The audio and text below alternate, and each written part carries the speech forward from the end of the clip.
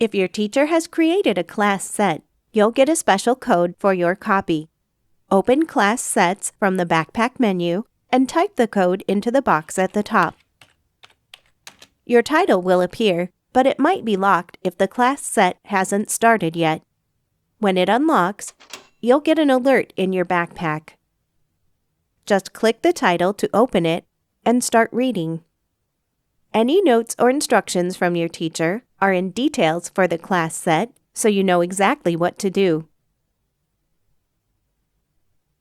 The book is available from unlock until the license ends. When time's up, it automatically disappears from your class sets page, but your notes and highlights stay in your notebook so you can still use them. The citation tool sticks around too. Class sets are easy. Just enter the code, wait for unlock, and you're off and reading.